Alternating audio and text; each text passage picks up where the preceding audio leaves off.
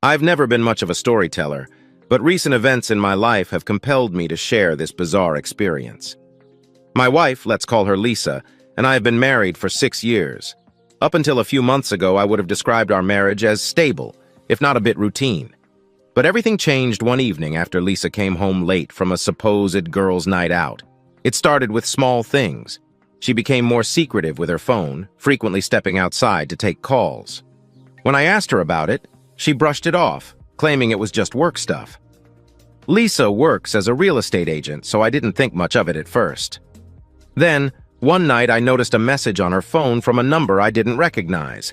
Curiosity got the better of me and I read it. The message was from someone named Max, thanking her for a wonderful evening. When I confronted Lisa, she spun a quick story about meeting a potential client over dinner. She was always good at making her lies sound plausible. I should have pressed further, but I didn't. I wanted to believe her. That was my first mistake. A few weeks later, Lisa's behavior grew even more erratic. She started dressing differently, more provocatively, and spending more time out of the house.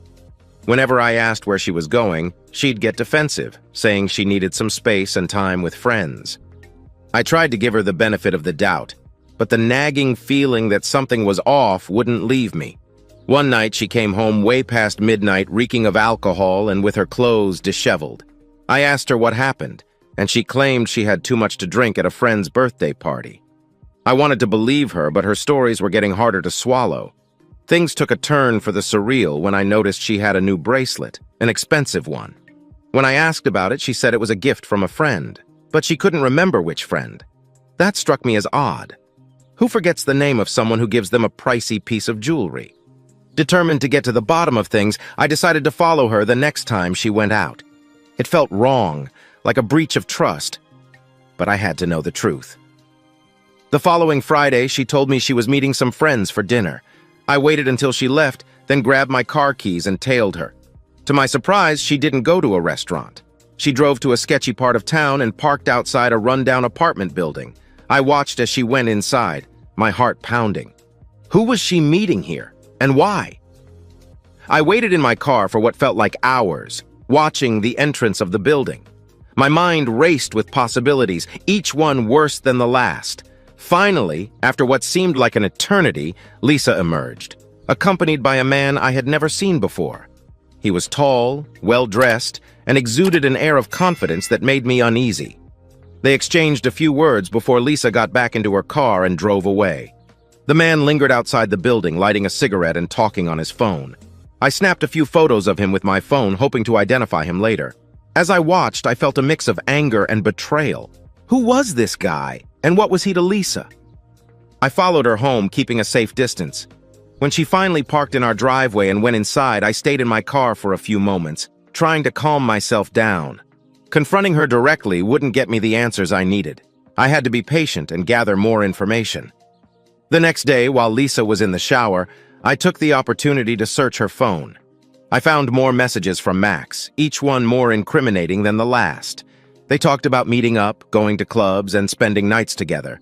My heart sank as I realized that this was more than just a casual fling.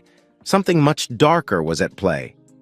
Determined to uncover the truth, I started doing some research. I reverse-searched the number Lisa had been texting and found it linked to a man named Max, who had a history of criminal activity, including charges for solicitation and running a prostitution ring.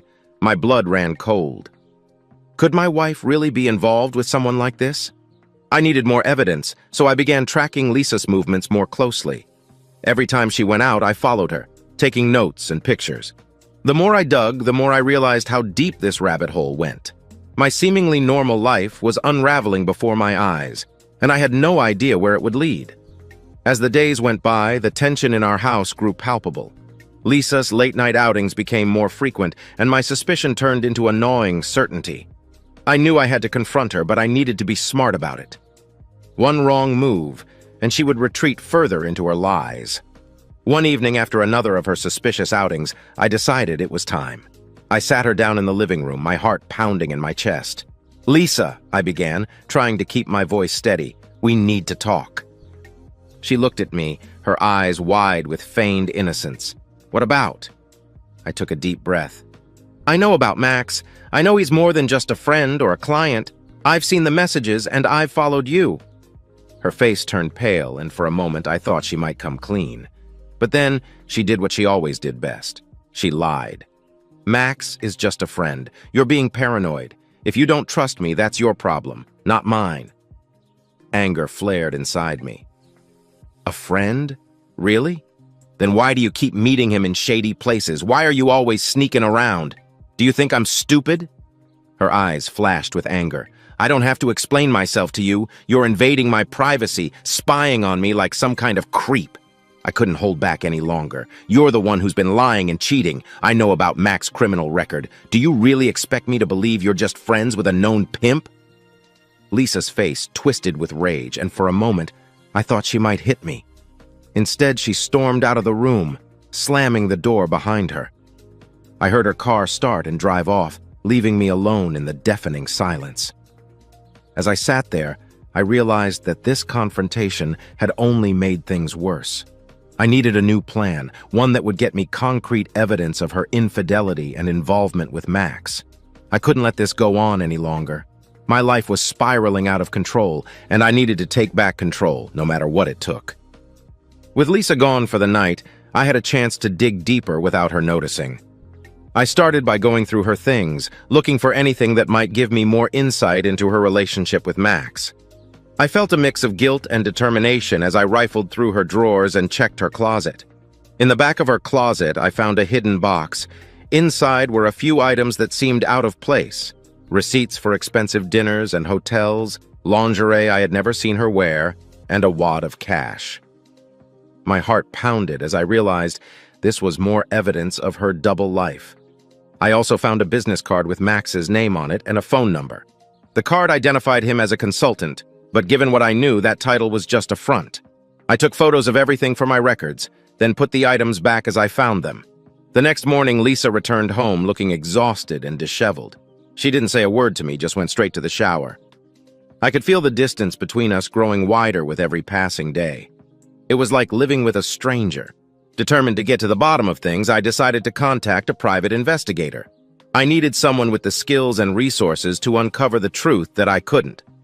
I found a reputable PI agency online and made an appointment. A few days later, I met with a man named Jake. He was a no-nonsense type with a background in law enforcement. I laid out everything I knew, including the photos and the business card. Jake listened carefully, nodding occasionally. "This is some serious stuff," he said. "I'll take the case, but you need to prepare yourself. The truth might be worse than you think." I nodded, feeling a mixture of relief and dread. I just need to know. Whatever it is, I need to know.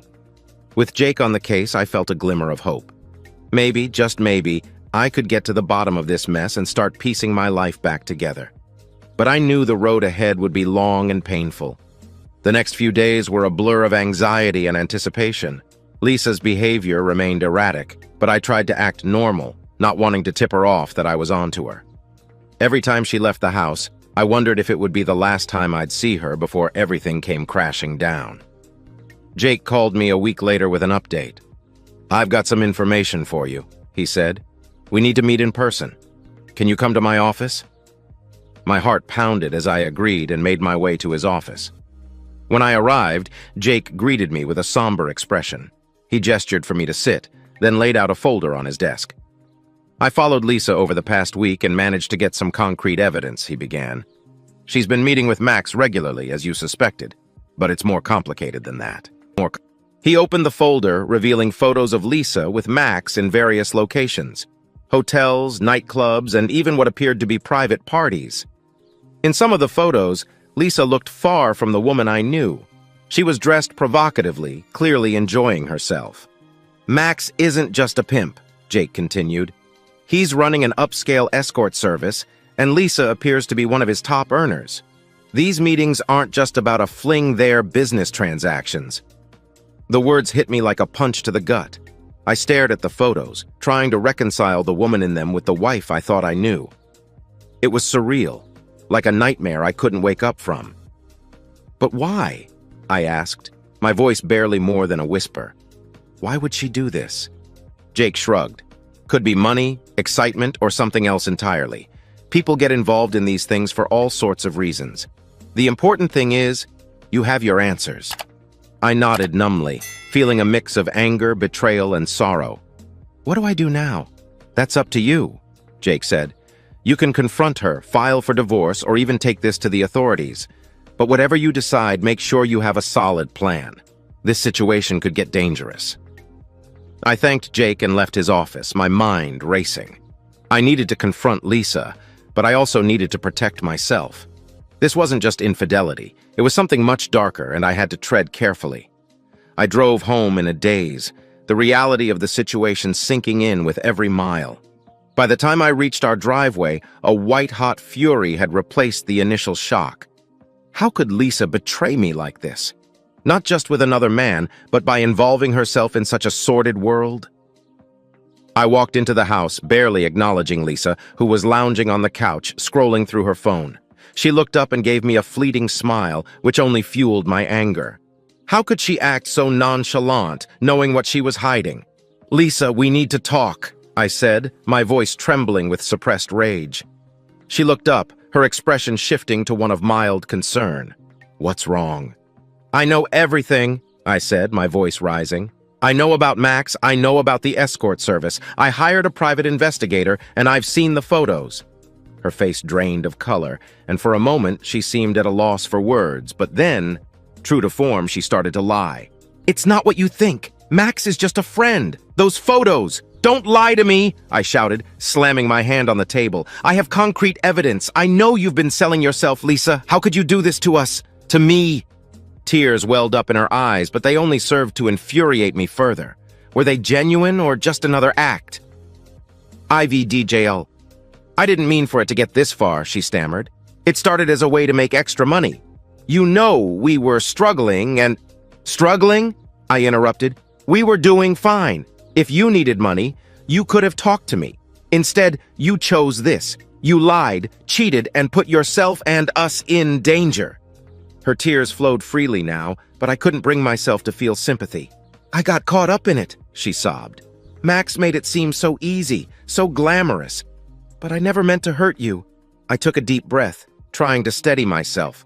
"Hurt me? Lisa, you've destroyed our marriage. You've broken every bit of trust we had. I don't know if I can ever forgive you for this." She reached out to touch me, but I stepped back, the pain and anger too fresh, too raw. "I need you to leave," I said, my voice cold and firm. "Go stay with a friend, with family. I don't care. Just get out. I need time to think." Lisa nodded, her shoulders shaking with sobs. She packed a bag and left without another word, leaving me alone in the silence of our shattered home. As the door closed behind her, I felt a mixture of relief and emptiness. The life I knew was over, and I had no idea what the future held. But one thing was certain. I had to protect myself and start rebuilding from the ruins of our broken marriage. The days following Lisa's departure were some of the hardest of my life. Our home felt emptier than ever, the silence heavy with the weight of betrayal. I spent hours going through everything, trying to make sense of what had happened, trying to figure out what to do next. I called my best friend Mark, who had always been my rock during tough times. When I told him everything, he was just as shocked and furious as I was. "Man, I can't believe she did that to you," Mark said, his voice full of anger. "You need to get out of this marriage and fast. She doesn't deserve you." "I know," I said, feeling a bit of relief at his support. "But I also need to be smart about it. Jake, the PI, warned me this could get dangerous." Mark agreed and offered to help however he could. His words gave me some much-needed clarity. I called a lawyer the next day, explaining the situation and seeking advice on how to proceed with a divorce. My lawyer, Sarah, was compassionate yet direct. "You need to gather all your financial documents, any evidence you have of her infidelity, and protect your assets," she advised. "Given the nature of her activities, we also need to consider your personal safety. Make sure she doesn't have access to your accounts or any important documents." I spent the next few days following Sarah's instructions. I changed all my passwords, froze our joint accounts, and moved valuable items to a safe deposit box. I felt like I was preparing for war, but in many ways I was.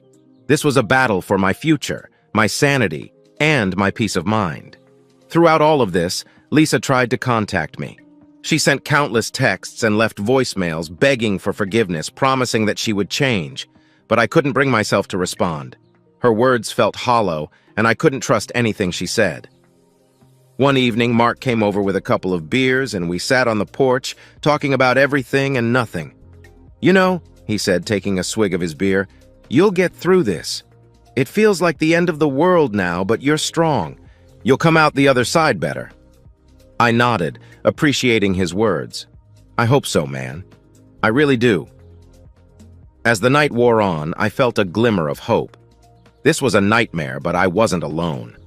I had friends who had my back, a lawyer who was helping me navigate the legal minefield, and a determination to rebuild my life. It was going to be a long road, but I was ready to take the first steps. Despite everything, a part of me couldn't let go of Lisa completely. The need for closure gnawed at me, and I found myself thinking of ways to confront her that went beyond the ordinary. That's when a dark, almost twisted idea came to mind. What if I posed as a client to see her in her new life? It was risky and probably a terrible idea, but I needed to see her face, to understand how she could do this to us. I contacted Jake and told him my plan. He was hesitant, but he agreed to help me set it up, warning me of the potential dangers. "You're playing with fire here," Jake said, his voice stern. "But if you're determined, we'll make sure you stay safe." We devised a plan. Using a burner phone and a fake name, I contacted Max, posing as a wealthy businessman interested in meeting one of his girls. After a few exchanges, I managed to arrange a meeting with Lisa. The thought of what I was doing made my stomach churn, but I needed to see this through. The day of the meeting, I checked into a high-end hotel, using the alias and dressing in clothes that I hoped would help me blend into this new world Lisa was part of. My heart raced as I waited in the hotel room, the minutes ticking by slowly. Finally, there was a knock at the door.